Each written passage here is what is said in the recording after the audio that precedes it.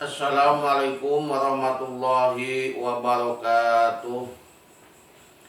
Alhamdulillah rabbil alamin. Iyyaka na'budu wa iyyaka nasta'in. Wassalatu wassalamu ala sayyidina Muhammadin sayyidil mursalin khatamin nabiyyin khatamin nabiyyin wa ala alihi wa sahbihi ajmain. Amma ba'du, ilahi anta maksudi waridhoka matlubi, atini mahabbataka wa ma'rifatak. Para pemirsa, sahabat Ustadz Kampung DMT yang saya hormati dan Allah Ta'ala muliakan, insya Allah mudah-mudahan ada pertolongan Allah Subhanahu wa Ta'ala. Saya akan melanjutkan kajian saya yang kemarin tentang masalah kewajiban sebagai anak terhadap kedua orang tuanya yang masih hidup. Karena kalau orang tua kita masih hidup, kita masih banyak yaitu kesempatan, masih loba kesempatan untuk mencari keriduan orang tua, untuk mencari yaitu doa orang tua. Masih banyak kesempatan untuk berbuat kebaikan, berbuat kebagusan terhadap kedua orang tua kita. Baraya yang kelima, kewajiban sebagai anak terhadap orang tua itu watakallamu mahu bilaini dunal goladoti, yang artinya baraya kewajiban sebagai anak terhadap orang tua itu watakallamu mahu berbicara dengan lemah lembut. Jangan kita berbicara dengan orang tua dengan perkataan yang kasar. Jadi kesimpulan, kewajiban seorang anak terhadap orang tua apabila kita berbicara dengan orang tua jeung kolot, jeung inung, jeung bapak, tong ngomong anu kasar, entong nyentak, ngagaok, ngagaplok. Sabab dina Al-Qur'an dicontoh, fala taqul lahuma uf wala tanharhuma wa qul lahuma qaulan karima, yang artinya wallahu wa rasuluhu a'lamu bil murad. Fala taqul lahuma uf, maka kalian jangan berbicara kepada kedua orang tua kalian dengan menyentak atau nyentak kolot nyarikan lama kemudian didegungkeun kolotnya gitu. Tidak boleh itu, tidak boleh. Jadi jangan kita nyentak-nyentak kepada kedua orang tua kita. Dan kita tidak boleh membentak-bentak orang tua dengan perkataan-perkataan yang kasar. Tetapi kita kalau berbicara dengan orang tua itu kita harus harus lemah lembut. Jadi berucapan lainan, lemah lembut, sopan, adab. Karena adab itu bermacam-macam.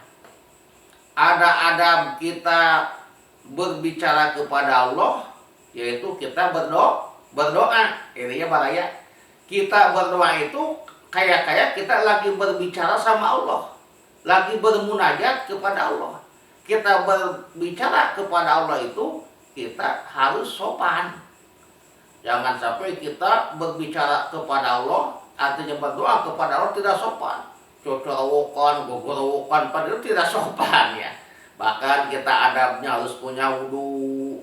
Kita menghadap kiblat, tempatnya tempat yang suci.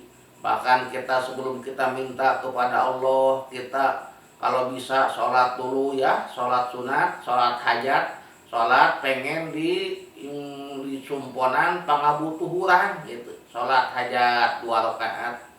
Naon babacaan anak baraya, babacaan mah biasa we tina usoli sunatal hajat rakaataini lillahi ta'ala Allahu Akbar, dalam hati niat saya sholat sunat hajat 2 rakaat Allahu Akbar.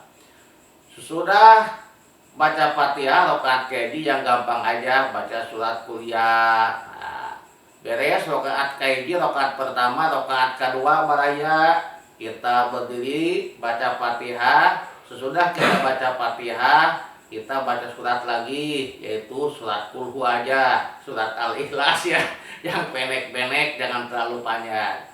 Sudah beres, yaitu sholat uluk salam, ya kita lalu kita berdoa meminta kepada Allah Subhanahu wa Ta'ala.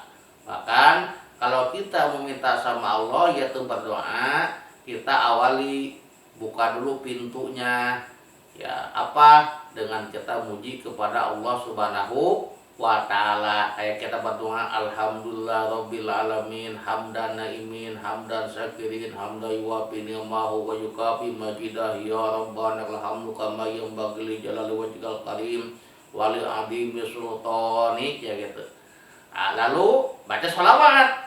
Nah, sholawat mana aja, Allahumma sholli ala Muhammad wa ala ali sayyidina Muhammad. Nah, sesudah kita muji kepada Allah, lalu kita baca sholawat kepada Nabi, lalu kita berdoa kepada Allah, minta kepada Allah apa yang kita inginkan.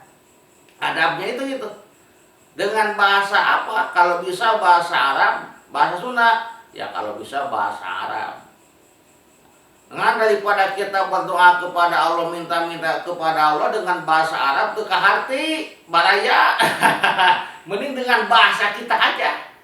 Kalau kita orang Indonesia dengan bahasa Indonesia, orang Inggris dengan bahasa Inggris, orang Jawa dengan bahasa Jawa, gak apa-apa. Orang Sunda dengan bahasa Sunda, karena Allah itu sangat mengetahui gitu. Yang penting kita tahu artinya. Daripada kita berdoa panjang-panjang dengan bahasa Arab, tetapi kita tidak ngerti gitu. Ya bagusnya bahasa Arab kita ngerti. Kalau seandainya kita gak ngerti bahasa Arab, dengan bahasa apa aja, yang penting kita ngerti gitu. Nah, mudah-mudahan dengan ngertinya kita bahasa doa kita, mudah-mudahan bisa masuk ke dalam hati. Nah, seperti umpamanya Allahumma gfirli dunubi, ya Allah, semoga engkau mengampuni ku, semoga engkau mengampuni dosa-dosaku. Kalau kita gak tahu artinya, kadang-kadang kita berdoa Allahumma gfirli dunubi, Allahumma gfirli dunubi, tapi dikarenakan kita tidak tahu artinya, kadang-kadang hati malaung gitu ya. Kamana nggak mau Allahumma gfirli, ingat ke Alfamart. Allahumma gfirli dunubi, ingat ke Indomaret. Allahumma gfirli dunubi, ingat upamana ke kantor. Allahumma gfirli dunubi, ingat upamana kana ka sawah kalektoreun. Kenapa? Karena kita tidak tahu artinya. Tetapi kalau seandainya kita tahu artinya, mungkin beda. Pasti dengan dihayati dengan hati. Hatina, ya Allah, mugi Gusti ngahampura karena dosa-dosa abdi. Mugi Gusti ngaijabah karena dosa-dosa abdi. Mugi Gusti ngahasilkeun karena maksud abdi. Mugi Gusti ngajadikeun ka abdi jalmi-jalmi anu kenging kabahagiaan dunia akhirat kitu ku bahasa Sunda. Anu urang apal supaya bisa dihayati dengan hati, supaya pas kita berdoa hati kita tidak kemana-mana. Kalau seandainya kita berdoa dengan bahasa Arab, kita tidak tahu artinya. Ya, tapi utamanya dengan bahasa Arab. Ya minimal barangnya kita berdoa bahasa Arab, walaupun tidak tahu artinya juga, kita minimal tahu judul. Ini umpamanya doa umpamanya pengen selamat. Nah, seperti suka dibaca di dalam salatnya, sudah salat, Allahumma inna nas'aluka salamatan fid din wa afiatan fil jasad wa ziyadatan fil ilmi wa barakatan fil rizqi wa taubatan qoblal maut, dan seterusnya.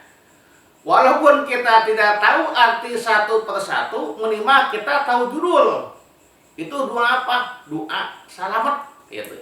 Supaya apa? Supaya kita minta kepada Allah pengen diselamatkan di dunia dan di akhirat. Dijauhkan dari fitnah dunia, fitnah kubur, dan fitnah akhirat. Jadi jangan sampai kita berdoa tidak tahu judul. Mudah-mudahan ada berkah dan manfaatnya. Hud masofa dan makadar. Akhirul kalam. Assalamualaikum warahmatullahi wabarakatuh.